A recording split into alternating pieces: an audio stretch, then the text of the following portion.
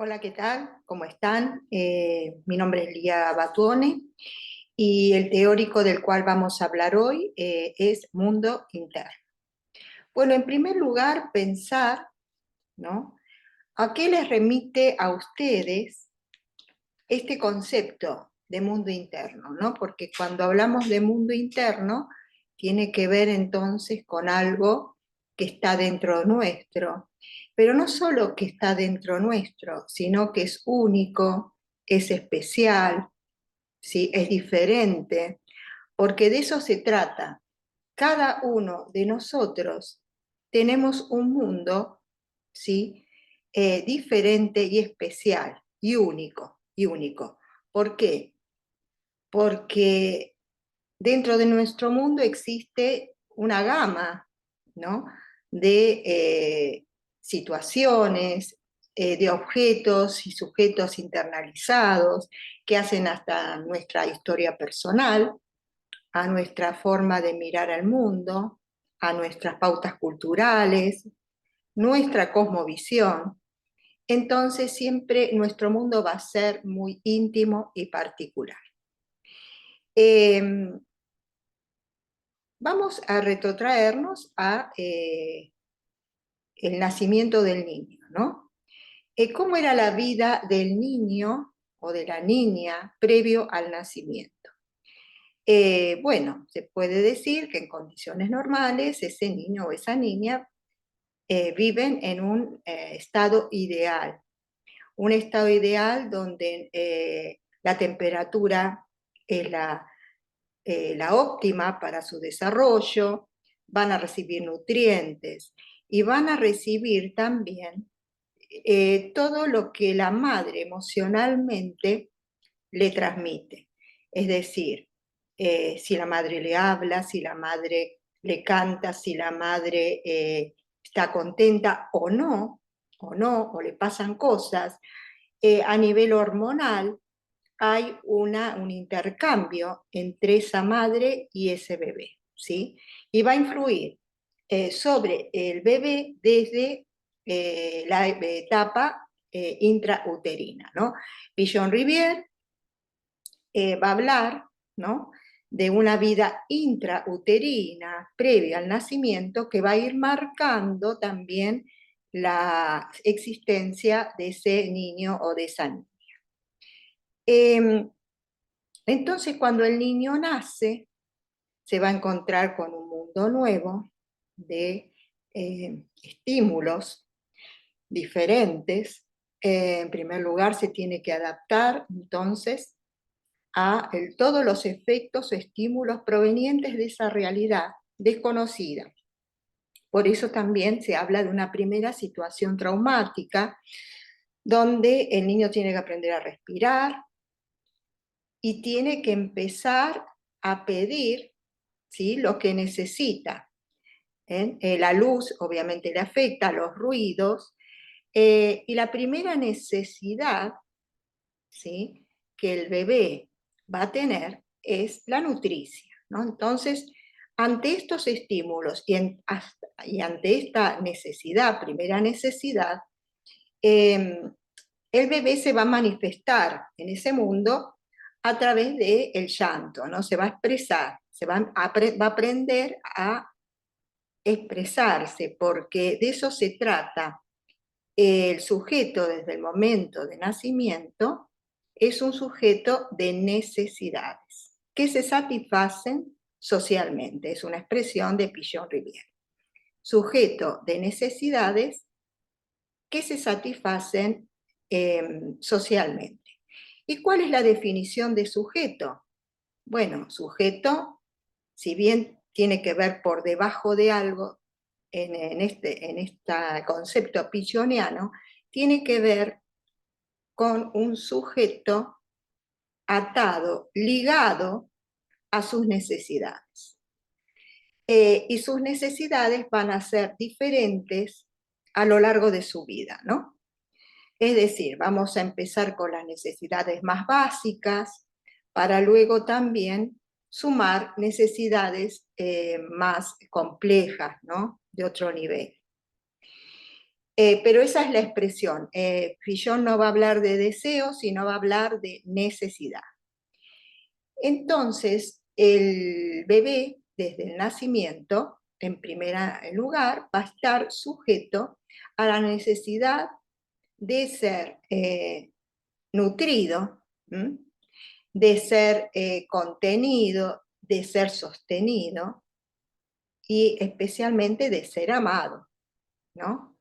Las expectativas van a ser esas, expectativas a nivel inconsciente, luego consciente, pero las expectativas van a ser de ese bebé va a ser el ser amado.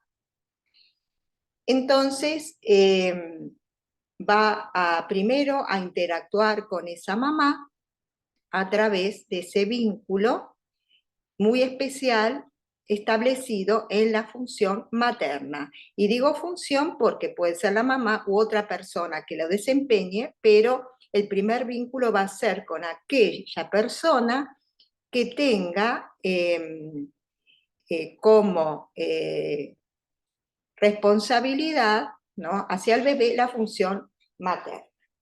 Después va a ir vinculándose con todo un mundo, no solo de otros sujetos, sino de objetos, ¿no? Va a empezar a interactuar con esa realidad, va a empezar a adquirir las primeras pautas culturales, ¿no?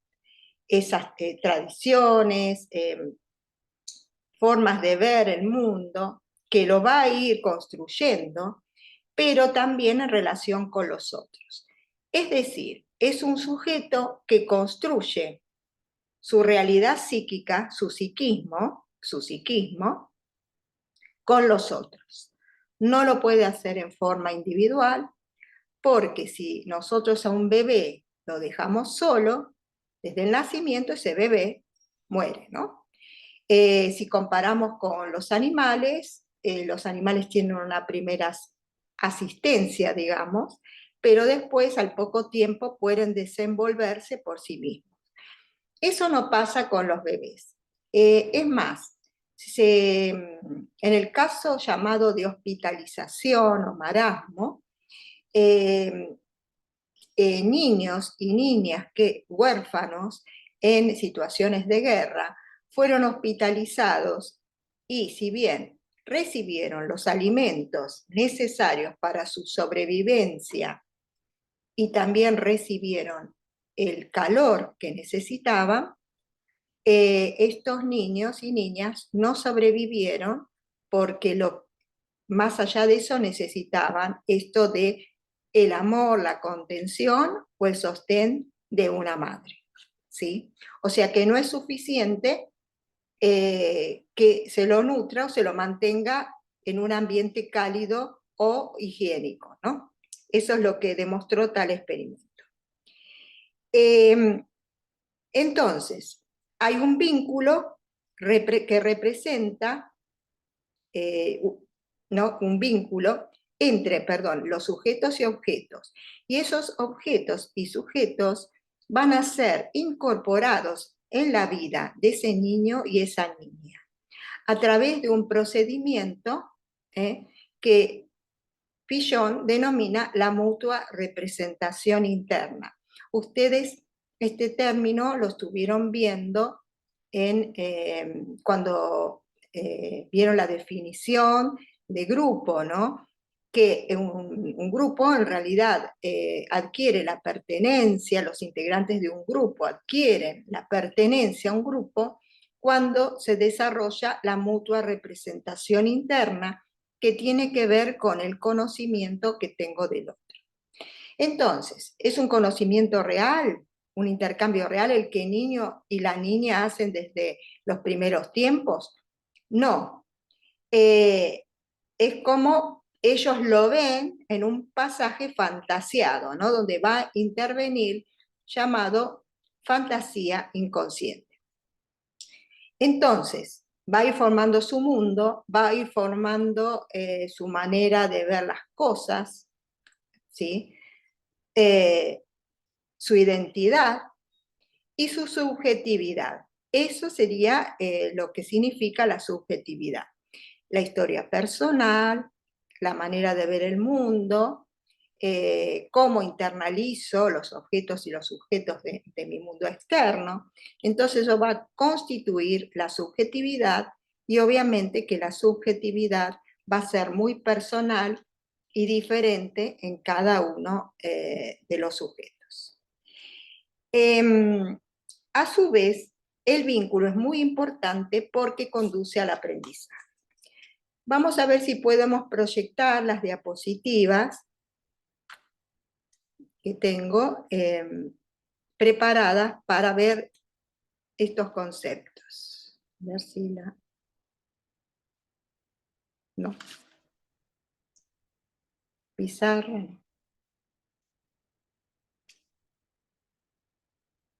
No. Compartir.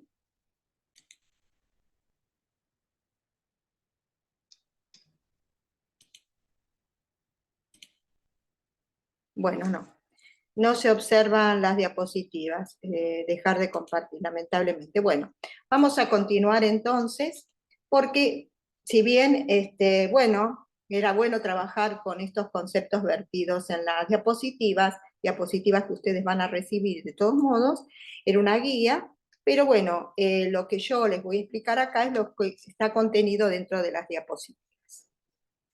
Entonces, el vínculo conduce a un aprendizaje. Y ese bebé va a ir aprendiendo a lo largo de su vida, a través del vínculo con los otros. Primero, dentro de la familia, irá aprendiendo a comunicarse con los objetos, a jugar con los objetos, ¿sí? Y a incorporar esos personajes que forman parte de su vida. ¿Cuáles son esos personajes que forman parte de su vida? Bueno, obviamente su mamá, su papá, sus hermanos, todas las personas que forman parte de ese mundo familiar en la primera instancia, pero también los personajes que él encuentra en los cuentos, en las películas, cuando le cuentan, en los relatos que los padres le hacen. Entonces no solamente es la imagen de la mamá, del papá, de los hermanos, del vecino, de los tíos, de los abuelos, sino también la imagen de estos personajes propios de los cuentos, que a ellos les gusta mucho, al niño le gusta mucho, especialmente estos personajes de tipo monstruos, villanos, hadas, ¿sí? Madrastras, personajes buenos y malos que transcurren en los cuentos. Todo eso lo va internalizando, lo va incorporando en su psiquismo y va a formar parte de su mundo interno o grupo interno. Y vuelvo a reiterar, tal cual son esos personajes en la vida real, no. Pillon va a decir que es un pasaje fantasiado, o sea, cómo lo fantasea el niño. Es decir, lo que va acá a operar es la fantasía inconsciente, inconsciente. Él no se da cuenta que lo está incorporando en forma fantasiosa, ¿no? A estos personajes. Y estos personajes van a formar parte de las imagos, imago materna, o sea, la imagen que de madre que ha incorporado se llama imago. Imago, como concepto, remite a imágenes prototípicas. Entonces vamos a hablar de imago materna, de imago paterna, de imago fraterna, que esas serían las principales imágenes prototípicas, más allá de otras imágenes que él va a ir incorporando y forman parte de su mundo. Es muy importante el vínculo, la relación que el bebé, el niño, la niña realice en estas primeras etapas de sus vivencias infantiles con este mundo familiar, porque no solo va a ir construyendo su yo, su identidad, sino también porque estos vínculos ya sean frustrantes o gratificantes, de acuerdo a las vivencias que tenga, van a conducir a la salud o a la enfermedad, ¿sí? En el futuro. Entonces, hay varios elementos que forman parte del psiquismo de ese niño o de esa niña y que no todos provienen de la realidad externa. Tanto Freud como Pillon y otros grandes pensadores, el psicoanálisis, hablan de un factor genético, ¿sí? Que ya viene con el bebé, con el niño y la niña desde el momento del nacimiento. Ese factor genético es portador de características de los ancestros, ¿sí? De sus padres y de sus abuelos, ¿no? Etc. Factores que ya son irreversibles, que vienen con uno, ¿no? Ustedes habrán escuchado, miren, este se parece al abuelo, tiene el mismo carácter del abuelo, de la abuela o del padre. Hay algo de lo genético. Y hay características genéticas que pueden llegar también a rozar con lo patológico, pero que no se desarrollan siempre porque ahí va a intervenir un segundo factor que es el factor eh, que se produce durante la etapa de las vivencias infantiles. Es decir, depende de cómo ese niño o esa niña hayan transitado las primeras etapas, que puedan llegar a reproducirse estas características, ¿no? Aunque uno ya las traiga. Entonces, es muy importante las primeras etapas del niño para establecer vínculos gratificantes o frustrantes. ¿Recuerdan ustedes, bueno, eso lo van a ver ustedes en psicoanálisis, hay una etapa edípica en la cual se establece la ley, las normas. En esa etapa edípica se genera lo que se llama la ley del padre, ¿no? La función paterna tiene que ver con esto de la ley, de la autoridad, y va a permitir a ese niño o niña ingresar en el mundo de la cultura. ¿Qué significa el mundo de la cultura? Bueno, ingresar a otro ámbito que no es el familiar, sino que es el ámbito llamado sociodinámico, ¿no? Teníamos el ámbito familiar, ¿sí? Por un lado, que va a formar su estructura psicosocial. El ámbito familiar va a establecer su estructura psicosocial. Pero también la familia es una institución, ¿no? Entonces, después cuando ingresa el niño en distintos grupos, ya sea en la escuela, en el club, etcétera, va a entrar a otro ámbito, después el ámbito también de los amigos, etcétera, que es el sociodinámico, ¿no? Donde ya se va a relacionar con grupos de tipo secundario. Y también tenemos el ámbito institucional, ¿no? Cuando ya, bueno, la escuela sí, también es una institución, el mundo del trabajo, ¿sí? Bueno, entonces son tres ámbitos que hacen a la estructura vincular de este sujeto, ¿no? Eh, en esta trama vincular, el sujeto aprende a aprender, aprende a aprender. Va a tener momentos de satisfacción, va a tener momentos de frustración, pero depende de su estructura. Si es una estructura fuerte, un psiquismo fuerte, eso le va a permitir o le va a dar facilidad para poder enfrentar situaciones adversas. En lo contrario, van a obrar como obstáculos, ¿sí? Otro concepto que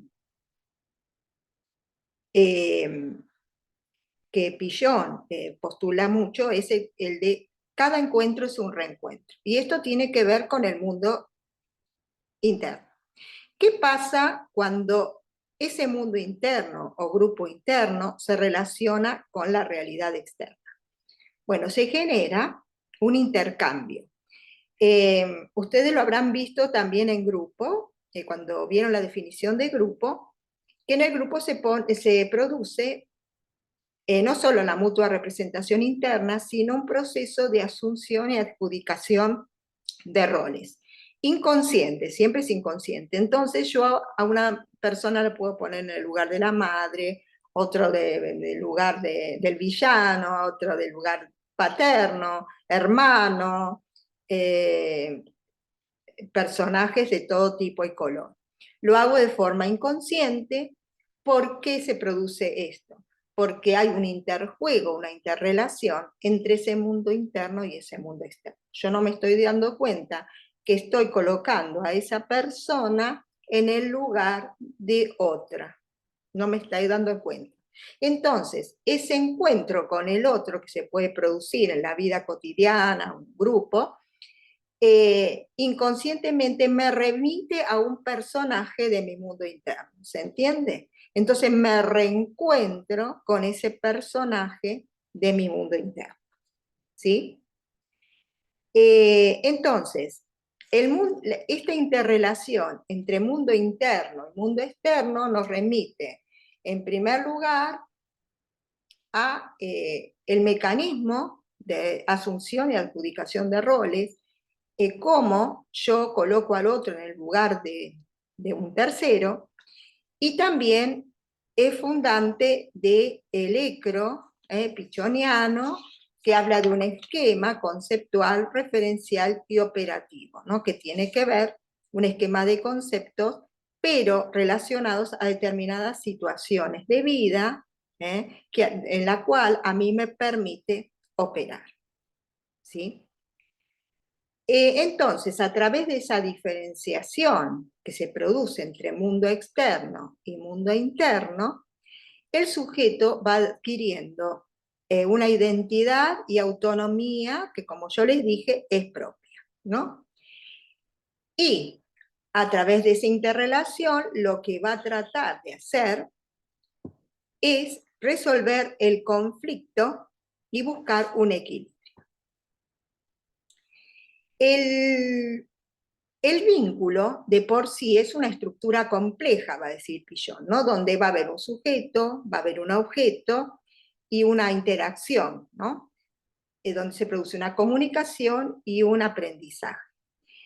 En este sistema, que es un sistema dialéctico, esto ya lo vieron ustedes en los vectores del cono. ¿Se acuerdan que en los vectores del cono teníamos, bueno, este, vectores como la pertenencia, cuando se desarrolla la mutua representación interna, y también tenían otros vectores como la comunicación, ¿no? Y en esa comunicación había, bueno, momentos de avance y de retroceso que se van a ver en forma de espiral, ¿no? Pillon va a hablar de una estructura, pero en movimiento, ¿no? Que a veces avanza, a veces retrocede, y la denomina una espiral dialéctica porque va a tener no solo comunicación, sino movimiento, ¿sí? Movimiento. Y entonces en esta comunicación, en este movimiento, en esta mutua representación interna, lo que se va a producir es el aprendizaje, ¿no? Un aprendizaje que se va a realizar siempre y cuando nos propongamos o nos animemos a una adaptación activa, que ahora lo vamos a ver, adaptación activa frente a el conflicto, frente a las adversidades. La adaptación activa frente al conflicto o frente a las adversidades nos permite el aprendizaje, ¿sí? Entonces, en el enfoque terapéutico de un enfermo, justamente, consiste en detectar la estructura y dinámica del grupo interno del paciente.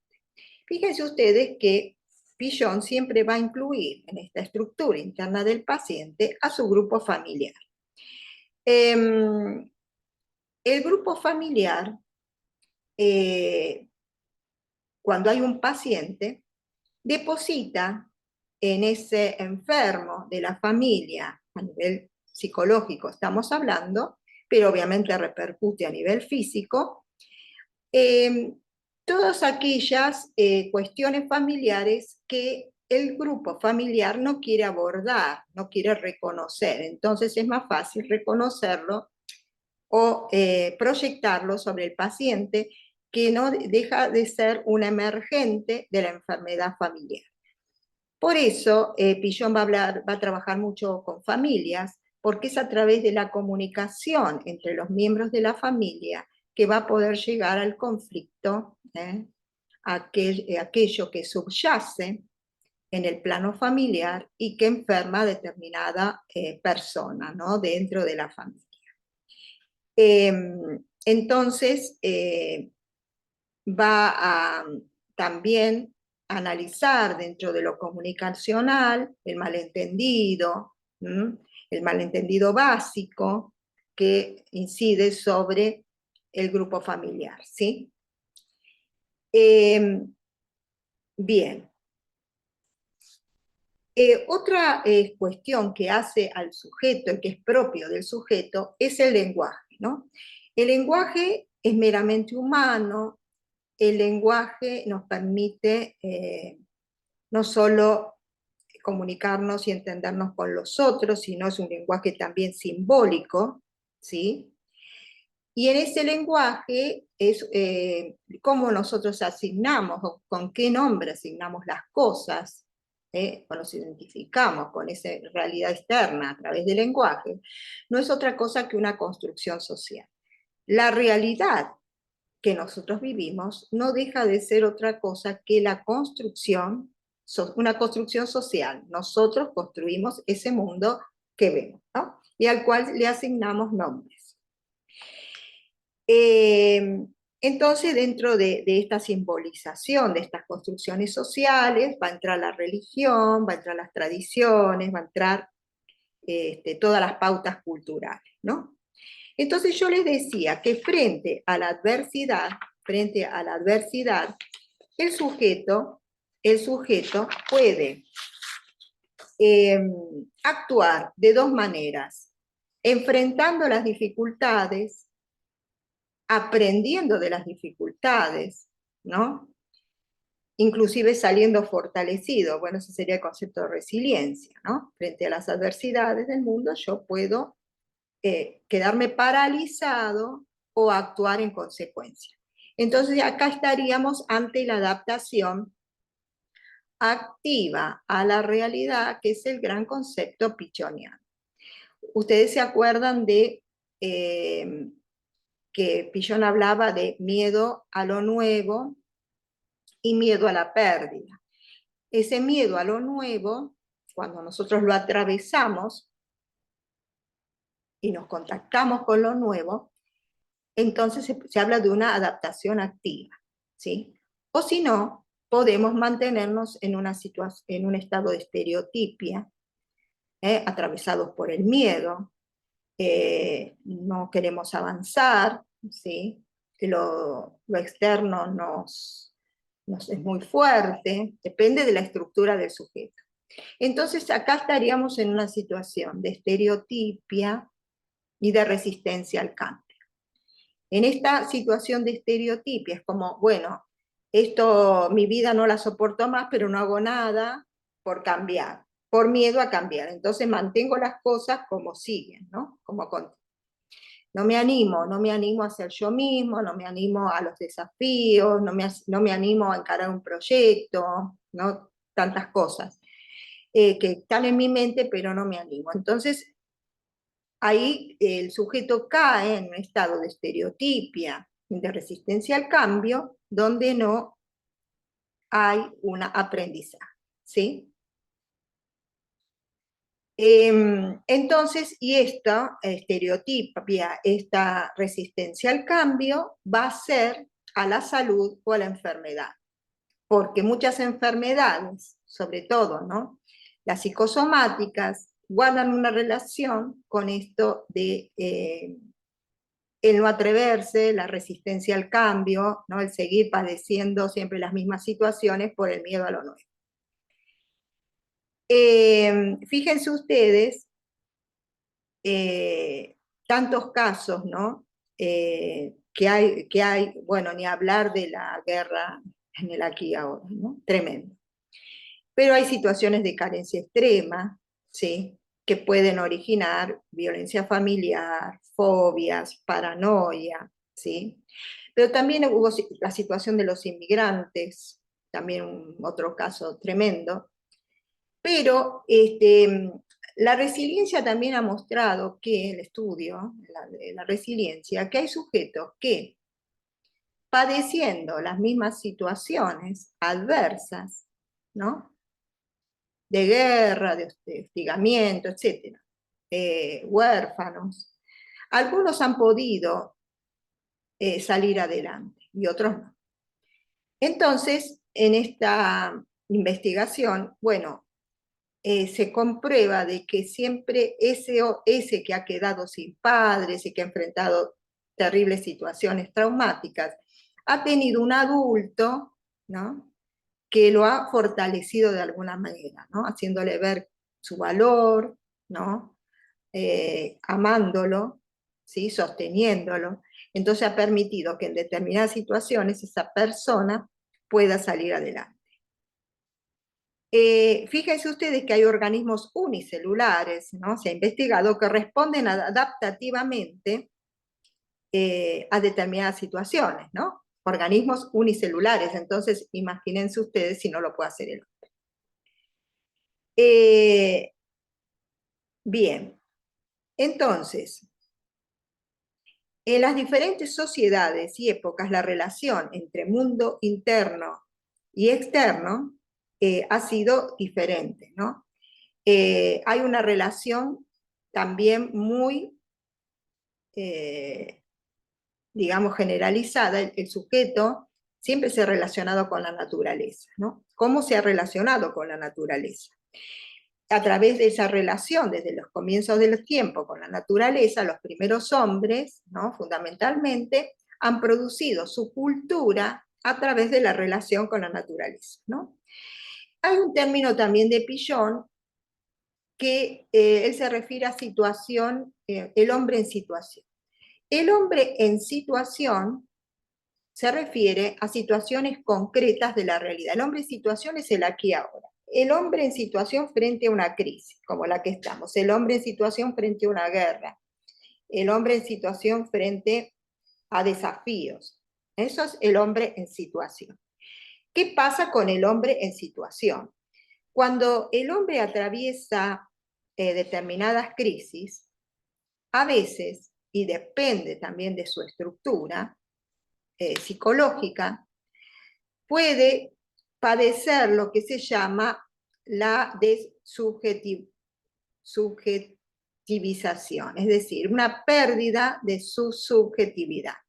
Es como que entra en un estado de alienación, un estado de indefensión, de parálisis, confusión, puede surgir la confusión también de roles, donde él no sabe dónde está parado, ¿no?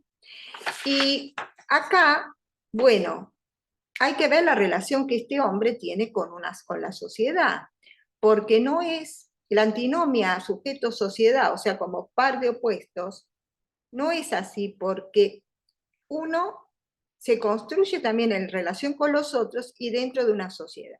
Entonces, si una sociedad es alienante, hostil, ¿no? Hostil, las respuestas del ser humano frente a esta sociedad van a ser diversas, depende de su identidad, ¿no? Pero de por sí está atravesado por lo social, por una sociedad que a veces le responde satisfactoriamente y otras veces es muy frustrante. Entonces, tener en cuenta ese término pichoniano de hombre en situación.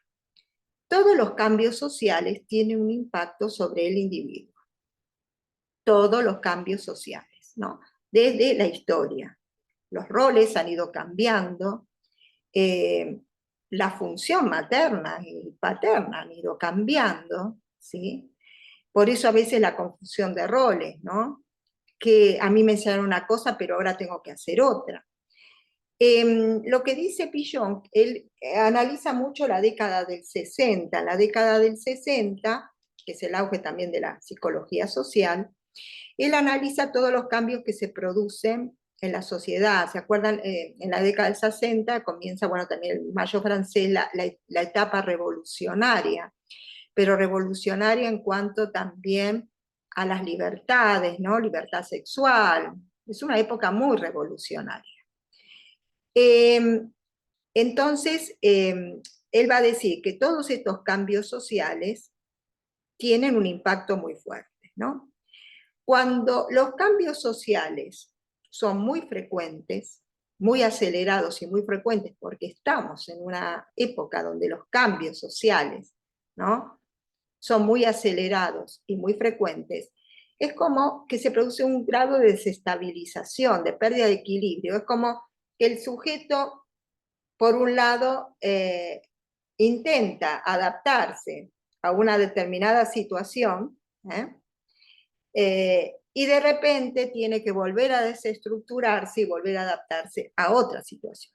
Entonces, en esto de adaptarme constantemente, se produce un desequilibrio emocional también, ¿no? Donde uno no sabe dónde está parado. Eso pasa cuando estos cambios son frecuentes y constantes. Y puede haber una crisis de identidad, ¿no? Y ante esta situación, este sentimiento de inseguridad y de confusión, a veces lo que hace es acudir al consumo. El consumo es como que lo que alivia a esa ansiedad, a esas necesidades que no se satisfacen a través del consumo profundamente, obviamente, se satisfacen momentáneamente, pero el consumo es como un placebo, ¿no? Como algo que actúa en el momento para bajar el nivel de ansiedad.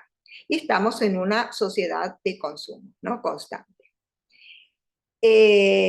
A veces se consume, en muchos casos, para pertenecer a un grupo determinado. Hay una búsqueda de pertenencia, ¿no? Y nos relacionamos mucho con lo que se vende publicitariamente, las modas del consumo, ¿sí? La tecnología. Entonces, aprender,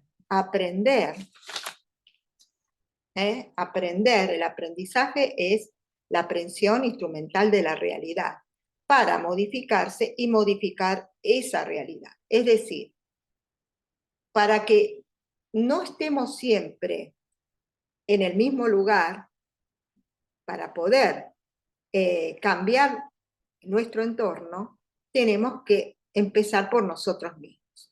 La transformación empieza por dentro. Transformarse para transformar. No vamos a esperar, porque muchas veces esperamos que en el otro una transformación. No, es como una energía, una suerte de energía que tenemos que generar desde nuestro propio mundo interno para poder relacionarnos mejor con esa realidad externa o mundo externo.